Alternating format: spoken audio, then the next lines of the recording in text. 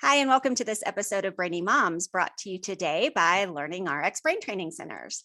I'm your host, Dr. Amy Moore, here with my co-host, Teri Miller, coming to you today from Colorado Springs, Colorado. We're excited to welcome our guest today, Catherine O'Brien. Catherine is a licensed marriage and family therapist and founder of happywithbaby.com. She's the author of the book, Happy with Baby: Essential Relationship Advice When Partners Become Parents. Catherine lives in Sacramento, California, where she enjoys paddle boarding with her husband and 2 kids and coaching her youngest child's soccer team. So glad to have you here, Catherine. Thank you so much for having me. I'm excited to have this conversation. Good. Well, we want you to tell our listeners, first of all, a little bit about yourself and your story and what brought you to creating Happy with Baby. Yeah. So like Dr. Amy said, I'm a licensed marriage and family therapist, and I had been practicing for quite a while. I'm like, I don't know times anymore. For quite a while at the time when I got pregnant with our oldest, and going through the pregnancy and then the early postpartum, I was like, what in the world just happened? Why did I feel so like unprepared for the sleepless nights, but also just the impact it had on my relationship with my husband. And it was such a challenge. And for many months, like felt like this disconnection with him and had this, I guess tension would be the best word, for a while that I had never experienced with him. And just feeling like constantly on a different page. And so I was like, and then I'm realizing it wasn't just me, like going to different like moms groups and everything, and like hearing other moms talk about like, either frustration or overwhelm and difficulties they were having in their own relationships. And so I just started, keeping like a mental note of like what I wish I would have known, what I wish I would have been better prepared for, and that I wanted to like share with other people. And so it just kind of like got rolling from there. I had an opportunity to teach a workshop for expecting parents, and came up with one on, relationship survival guide to baby's first year. And that's kind of where the book came from. And my practice, my specialty is working with new and expecting parents, and through the postpartum period and beyond. But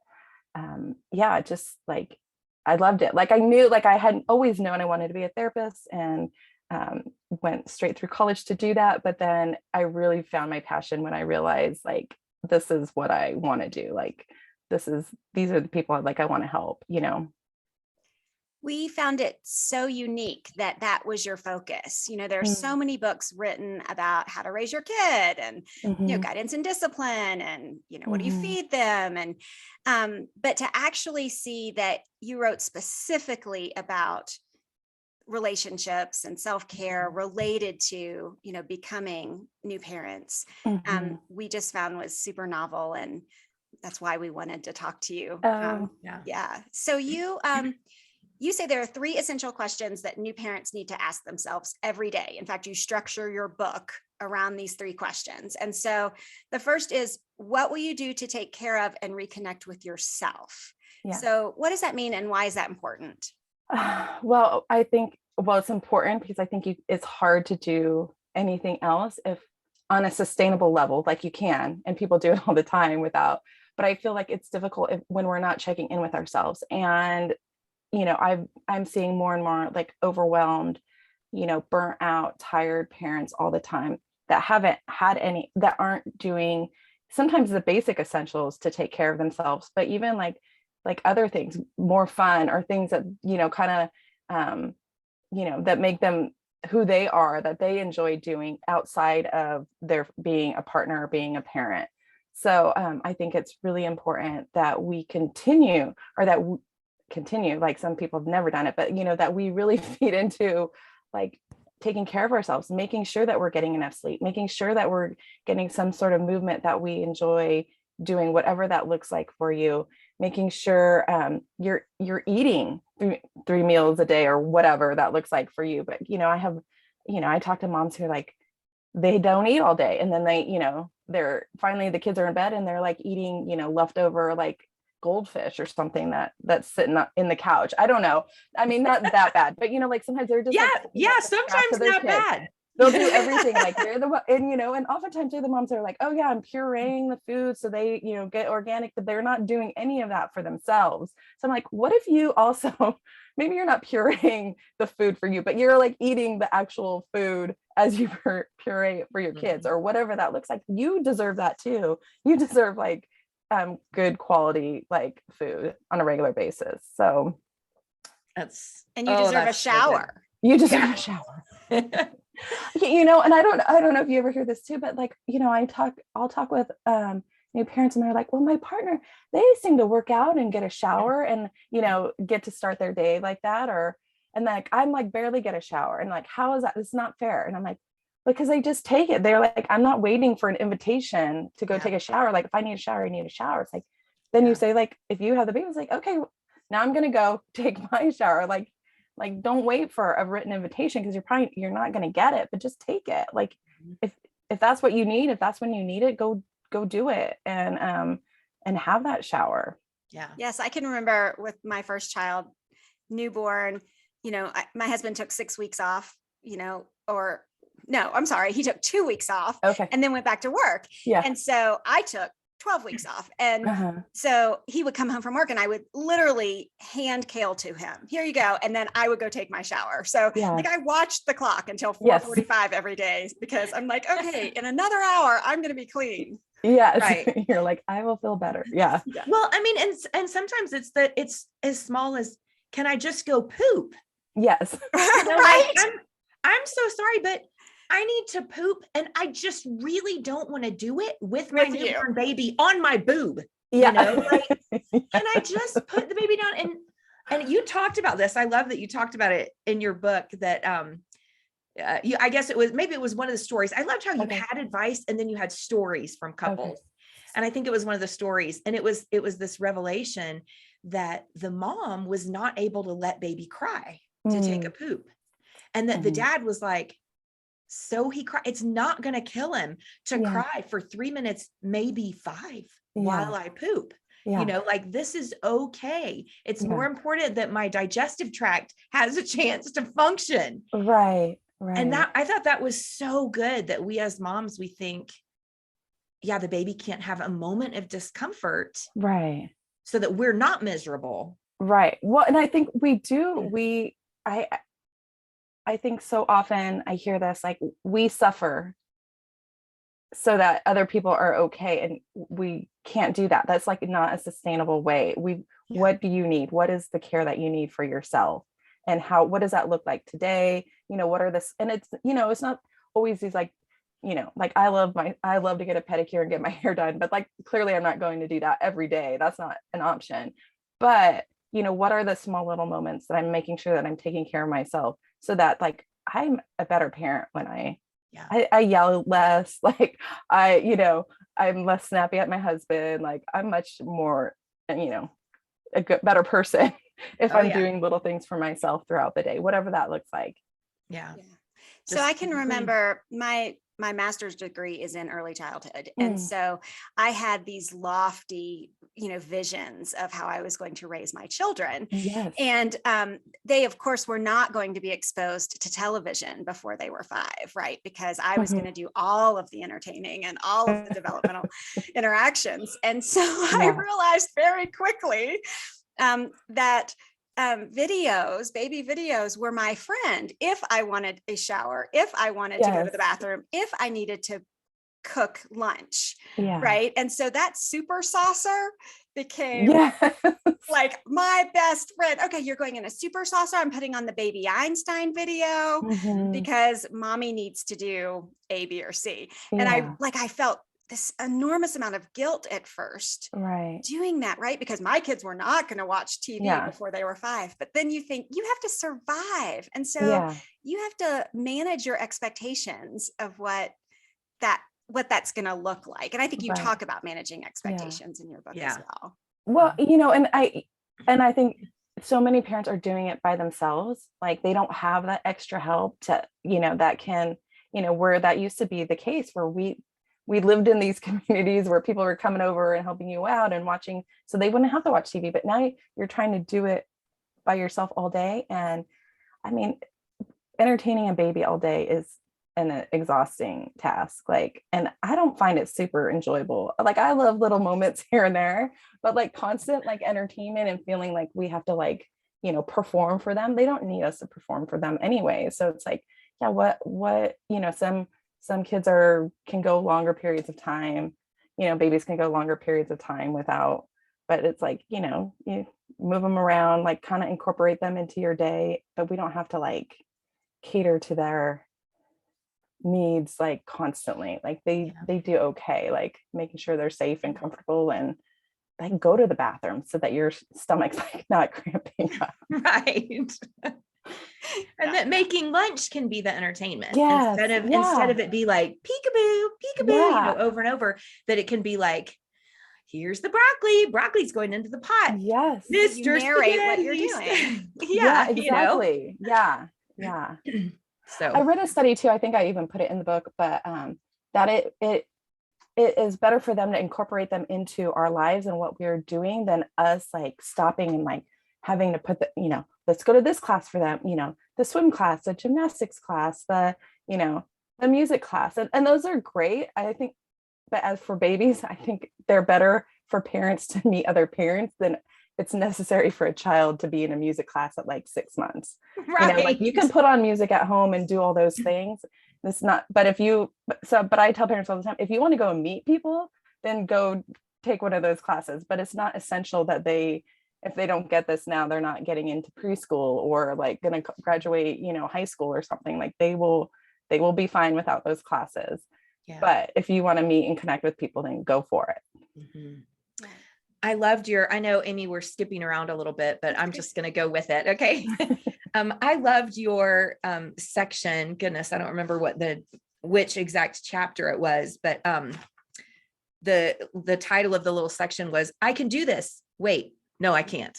And I love even that phrase, because that's so true. I mean, every morning, sometimes I would wake up and think, I'm going to do this. I'm going to do this. And I mean, I would get halfway through the day and be in tears. And like, I haven't even done the first thing on the list I need to do. I just needed to pay whatever bill, you know, and that day gets away from us.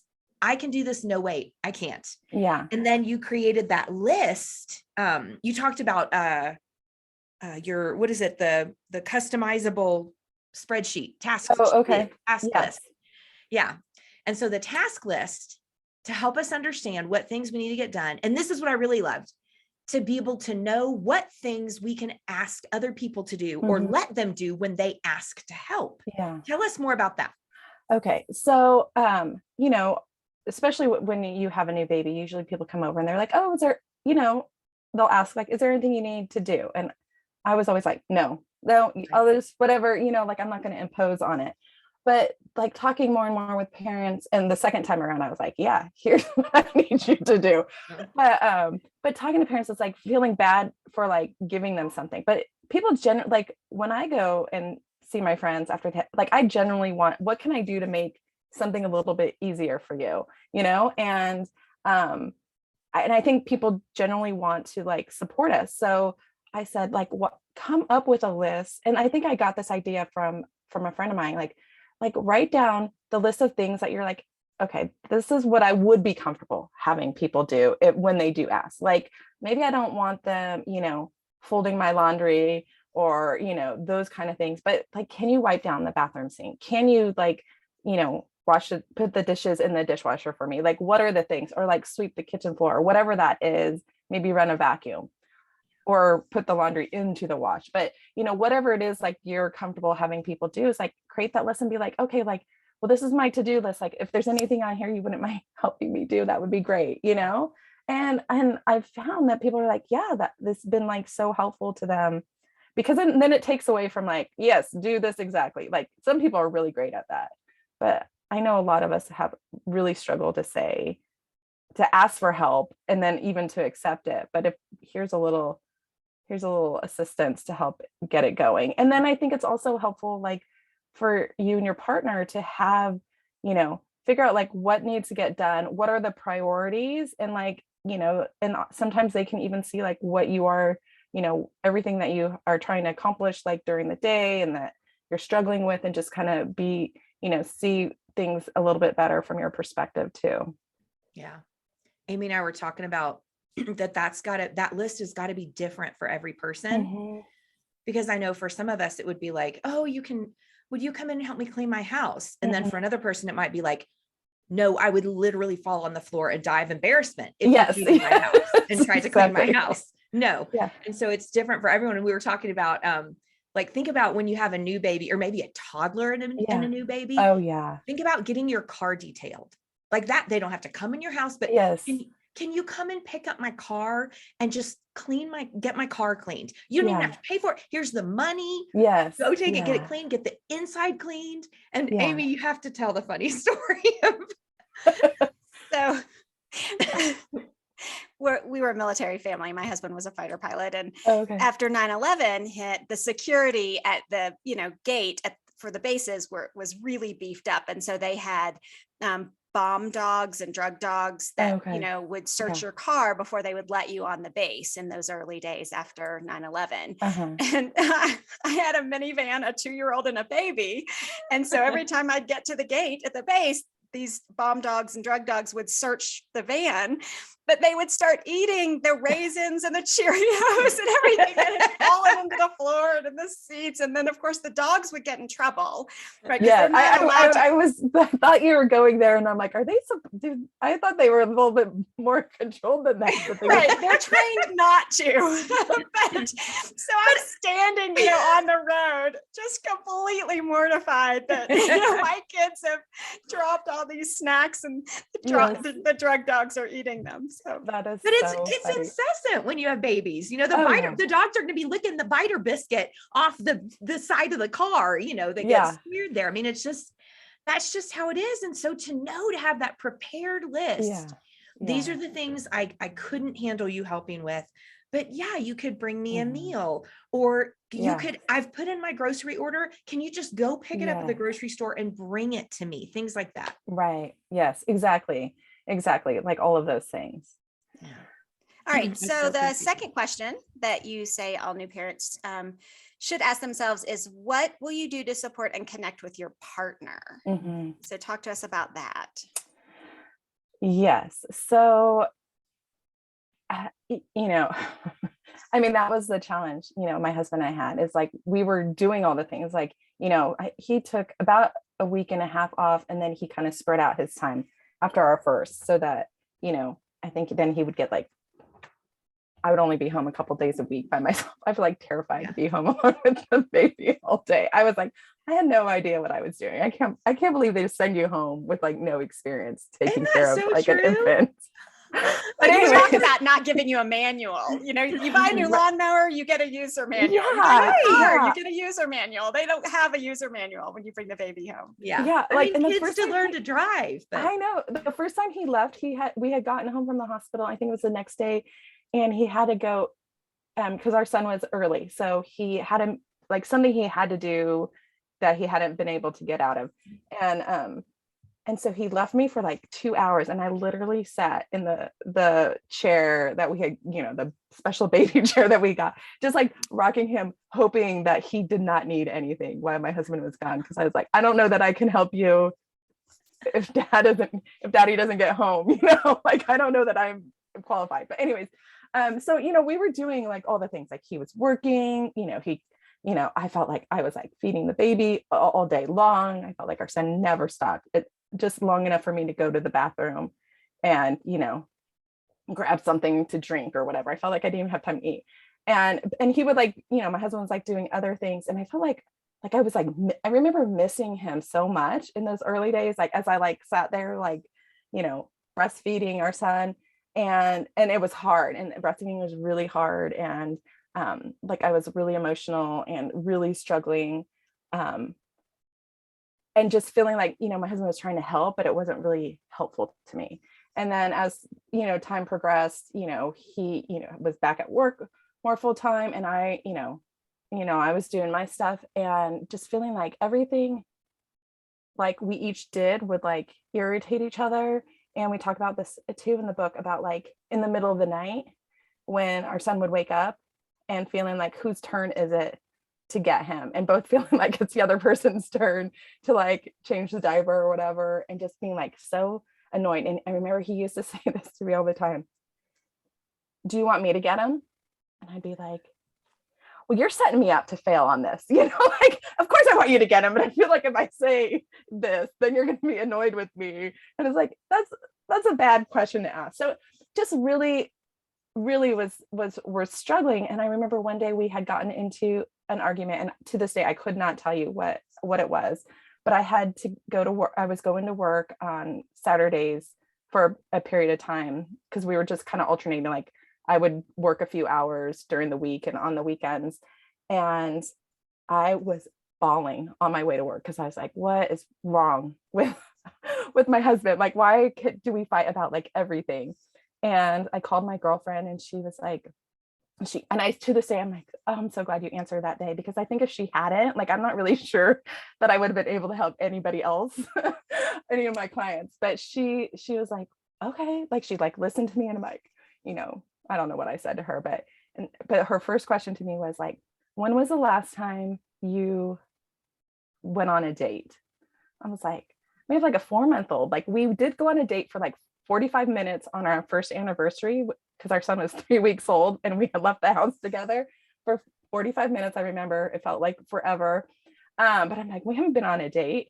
So I remember that night my mom was in town. And so we went, she watched our son for us for like an hour or two, and we went out and had dessert and just had a conversation. And I was like, oh yeah, I like him, and he still seems to like me. And it was just like this like refreshing, like, okay, like we're good, like, but how do we do this? Like, how do we make sure we have time? Like going on a date every day is not a possibility, but how can we make sure that we're connecting on a regular basis and just like talking and checking in, like, how are you doing? Like, what's going on? And being able to hear like, the challenge, his perspective of what was going on for him going back to work, and how being back at work felt different now with a baby at home than it had previously, and just feeling like, like all these different things. And it was like so good to hear, and just being able to have this conversation. So, and I know it's like, it's not always, we don't always have the possibility to go out on a date, but like, how can we make time to do something, like, even if we're at home and maybe the baby's taking a nap, or, they're down for the night, and can we like do something together in the house, or sitting out on our patio or whatever, without our phones on, without other like distractions, and just like connect and enjoy doing something together that we haven't done. So like, what are like some fun, things you can do at home? Like, can you make dinner together? Like maybe you're usually like, but like if the baby's asleep or whatever, or play a game, or, something that you enjoy doing, but just making sure that you're on a daily basis checking in, but also making time to like have a date, whether it's you do get to go out or it's a date in at least once a week, ideally, That's so good. Yeah. Yeah. I love how you say in the book that if you don't take the time, to nurture the relationship, while your children are at home, when they're grown and gone, you're going to look over and say, who is this stranger, and dial 911. Yeah. And I've heard this from a couple, like I remember, I clearly remember this dad telling me, he said, well, when the baby's a year old and things are easier, then it will be better. And I'm like, well, on some level it will be better, but because the baby's sleeping longer and all, you might get a little bit more time together. But the resentment that you have towards your partner because you haven't been connecting and having that for a whole year is going to be like, you're going to have to tear that wall down first before you even can see each other again. And so like, how can we, like, what are the things we can do to like avoid some of that resentment from growing and like making, a bigger divide between us? Yeah. You talk about keeping track, but not keeping score. Yeah. In terms of division of labor and things like that, so that you can reduce some of that resentment. What does that look like? Like the middle of the night. So I don't know about you, but there's times like my husband talks about this, like where he would keep track of all the things he was doing. And he was like convinced that he was doing way more than I was doing. But, you know, it's impossible to keep. And I mean, I was keeping score too, because like I said, this kid, like, he like breastfed, like, feel like 23 hours a day and was never satisfied. I was like, what is wrong with this kid? But anyways, so I was like, that's gotta be like, those are like millions of points that can never be met. So but you know, there's no way to keep score, because like, how do you, like, there's no accurate way, but like keeping track. And like, you know, I'll have couples and they'll be like, I'm so tired. Well, I'm tired too. Well, it's no competition. You're both exhausted, but like feeling like, you know, well, I've been doing this. Well, I'm doing this. It's like, yeah, you're both doing, sorry, I'm losing my, oh, that's okay. Yeah, you're both doing a lot. And so is it too much, like you need to get some extra help, that if once, you know, like, let's put something on the list that somebody else can help you do? Can you, you know, delegate something for a brief period of time? But like, you know, check in about that, because you are both probably doing a lot and in different places, you know, like maybe one of you is back at work already, maybe not, or now you're both back at work, like, and still all these things have to get done. And, you know, make sure that you can like support each other to do that, because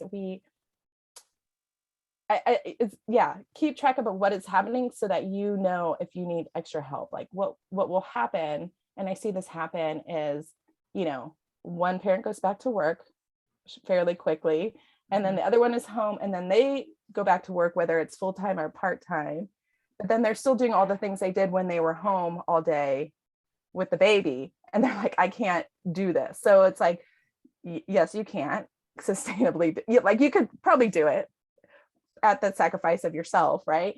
So it's like, yeah, it's like, okay, like having those check-ins with each other, so you can be like, I cannot continue to, you know, get the bottles ready, have the snacks, order laundry,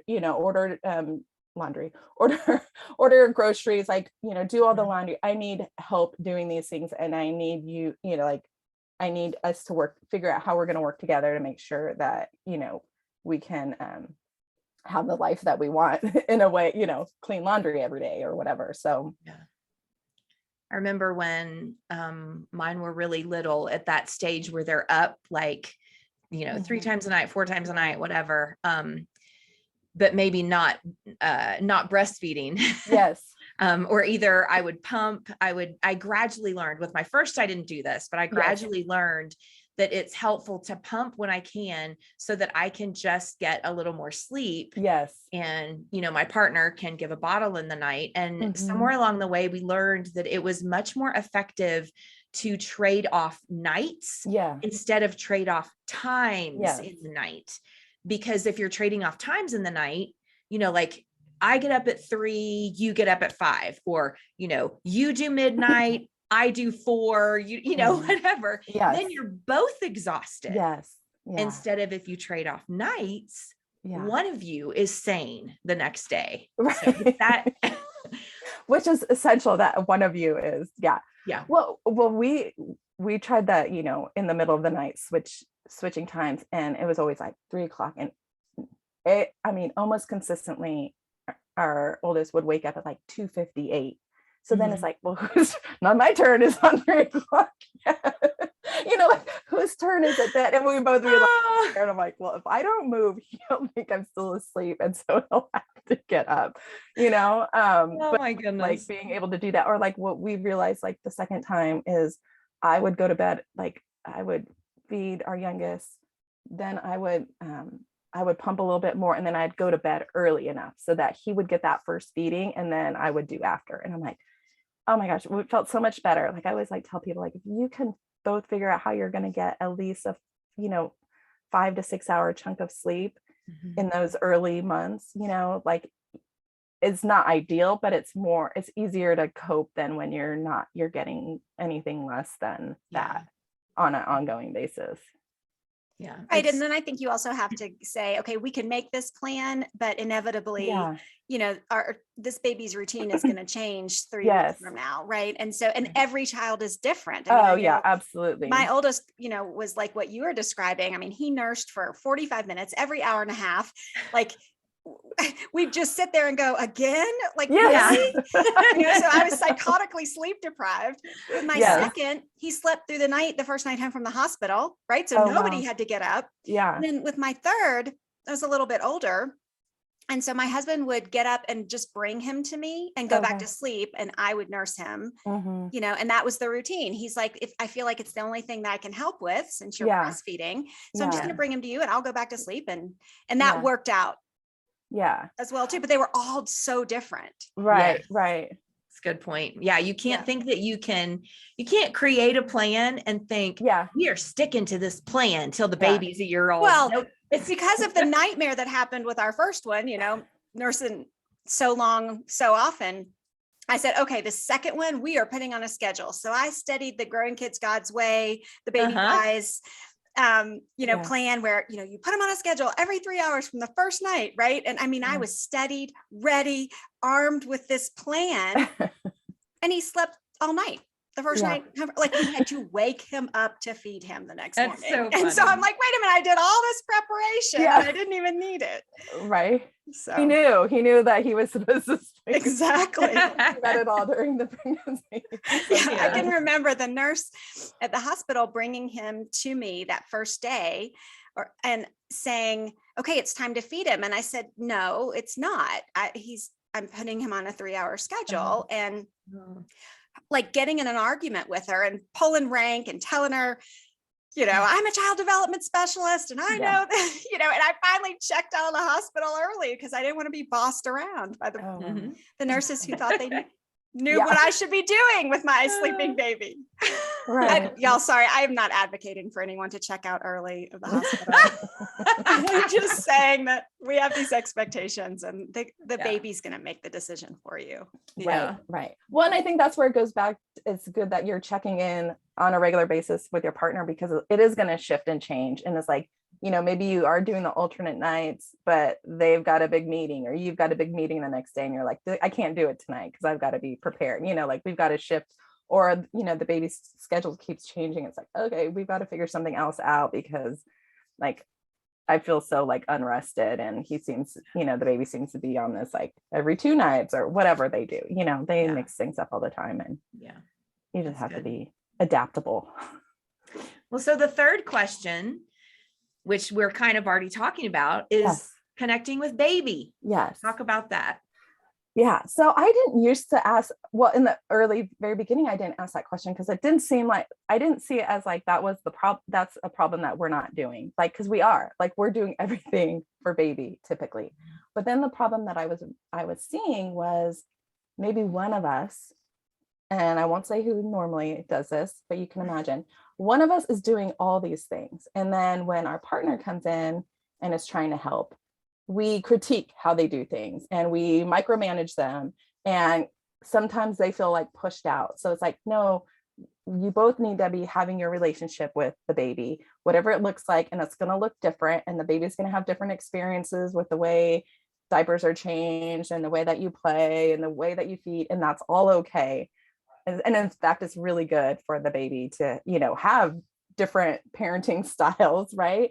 But letting each other do it their way, and I think there's a learning curve for each parent and what they're better at. Like, my husband's much better at still is, but much better at certain things than I was. Like he could swaddle like, he was in the military too. So he had this like tight, perfect swaddle. Mine was always like the baby's like falling out or whatever. And like, the way, we change diapers and all that stuff.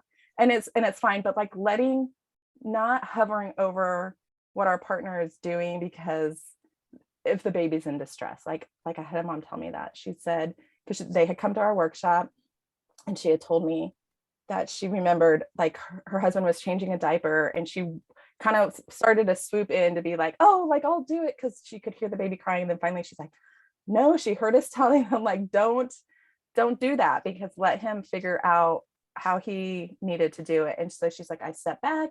She's like, I even went for a walk. When I came back, you know, they were like laughing and like they were playing together. And she thought it was so sweet. And she's like, I just remember like, oh, I'm so glad I heard your voices, because I think we would have ended up in like an argument or something. Because it would have, you know, nobody likes to be told like how to do something or that they're doing it wrong, especially like in those moments and when we are trying to figure it out. But then the question, like my kids are older now, like my oldest just turned 13 last week, which how in the world that happened, I'm not sure. I'm still like trying to grasp that I have a 13-year-old. But like I still have to ask those questions. Like I think these 3 questions we ask now until like forever. Like I take my kids to soccer and help, you know, if they need help with homework, and I make food. And so I'm like, you know, doing things for them, but am I like connecting and bonding with them? Like, do I still have a relationship, and what is that going to look like as they get older, and making sure that, you know, he's in that phase, you know, my oldest is in that phase where they're doing more things with friends and kind of like, oh, mom, like, you know, back up a little bit. But, you know, there are ways, you know, to make that quality time together, even if it's like shorter, you know, periods of times, you know, less frequently, but like making sure still like, hey, he knows I'm here for him, and can come to me when he needs me. So yeah, I think that's so important what you're talking about, having different ways of connecting. Different partners will have different ways of connecting. Yeah, because it's just going to be different if you've got one partner that's, you know, breastfeeding, and another that doesn't have that close physical bonding and connection. They've got to find their own way to bond. Yeah. And if we have the close connection of breastfeeding, then we've got to let them find that way to bond, like you said, without criticizing. Yeah. And that, you know, one parent may be super talkative with baby and talking through making dinner and making that, you know, there's a real verbal connection. And I mean, talking to baby is always important no matter what. Right. But that's not going to fit every parent and their personality. So yeah, for every parent, every listener to find your way to connect and bond with baby. Yeah.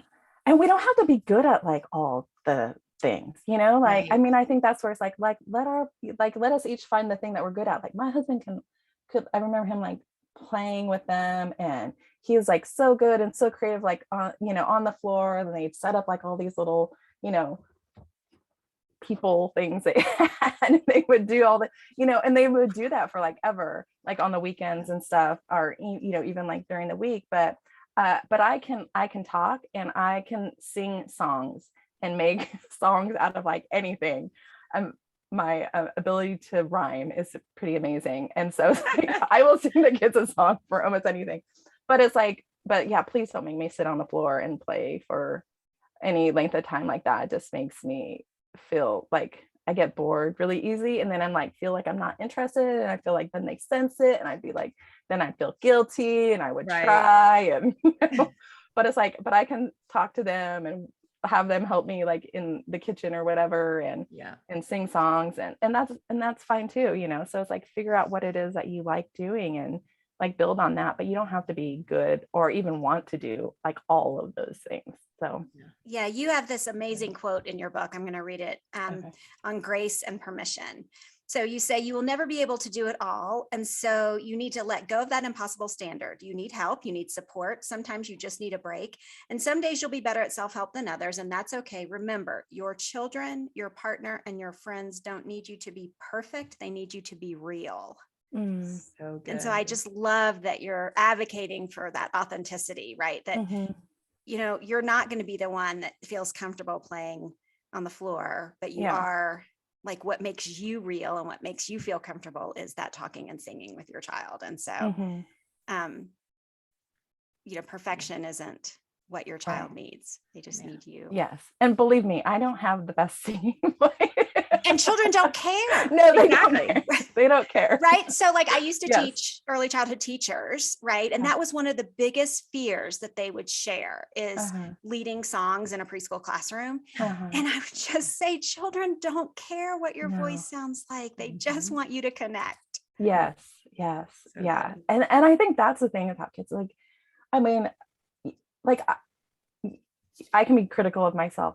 My kids are way less critical of me then, I mean, maybe my 13-year-old will tell you another story these days, but when they're little and stuff like that, like they think that we're perfect. Like they love us, unconditionally. And, they just want, that connection, that support, and all of those things, and this, spend time together. And so we don't have to do all the fancy things for them. Yeah. All right. So we need to let Teri read a word from our sponsor. And then when we come back, we'll wrap up and let you tell us how our listeners can find you. Okay. Are you concerned about your child's reading or spelling performance? Are you worried your child's reading curriculum isn't thorough enough? Well, most learning struggles aren't the results of poor curriculum or instruction. They're typically caused by having cognitive skills that need to be strengthened, skills like auditory processing, memory, and processing speed. Learning RX one-on-one brain training programs are designed to target and strengthen the skills that we rely on for reading, spelling, writing, and learning. Learning RX can help you identify which skills may be keeping your child from performing their best. In fact, we've worked with more than 100,000 children and adults who wanted to think and perform better. Learning RX would like to help get your child on the path to a brighter and more confident future. Give Learning RX a call at 866-BRAIN-01 or visit learningrx.com. That's learningrx.com. And we're back talking to marriage and family therapist Catherine O'Brien about her book and website, Happy with Baby. Catherine, is there anything that you haven't gotten to share today that you want our listeners to hear? I think we covered a lot. I think you asked great questions. I don't think that there's anything. I guess, maybe to just follow up a little bit about what we were talking about is I guess if anything, I wish that parents wouldn't be so hard on themselves. I think we constantly feel like we're not doing enough, and we see what someone else is doing, on social media, or our neighbors are doing next door or whatever, and feeling like, we're not doing enough.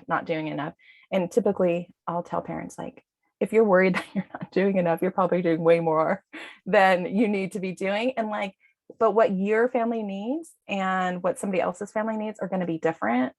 And I think, I'm glad I had 2 kids, because I realized one in some ways was easier than other ways, but and the second one is the complete opposite, right? So it's they both have taught me so many different things, but what they both need is different. So it's what we're constantly having to adjust and adapt, but what my family needs is not the same thing. And so just focus on what you guys are doing. Do you need help? Do you need support? But then also look at and acknowledge all of your strengths and all of the things that you're doing, and just be proud of yourselves, because this is not easy. Being a parent is not for the faint of heart, that's for sure. Yes. Oh, so good. That's such a good final word. Let's all give ourselves grace. Yes. Absolutely. Yeah. So how can listeners find you if they want to learn more about you and your work? Yeah, so my website is happywithbaby.com, and you can go on there. You can get a link to the book, and I have lots of resources and everything on there. So, and then on social media, all at Happy with Baby, because I like to keep it simple for myself. But yeah, so you can find me, and I'll share different things on there as well. So, all right, fantastic. So this has been a wonderful conversation. We want to thank you, Catherine O'Brien, for being our guest today, and for sharing just some fantastic tips and advice with our listeners. If you would like more information about Catherine and her work, like she said, her website is happywithbaby.com. You can find her on social media at happywithbaby. And we will put a link to her website, her social media handles, and a link to her book in the show notes of Brainy Moms. So thank you so much for listening today. If you liked our show, we would love it if you would leave us a 5-star rating and review on Apple Podcasts. If you would rather watch us, we are on YouTube, and you can find us on every social media platform at The Brainy Moms. So look, until next time, we know that you're busy moms and we're busy moms, so we are out. See ya.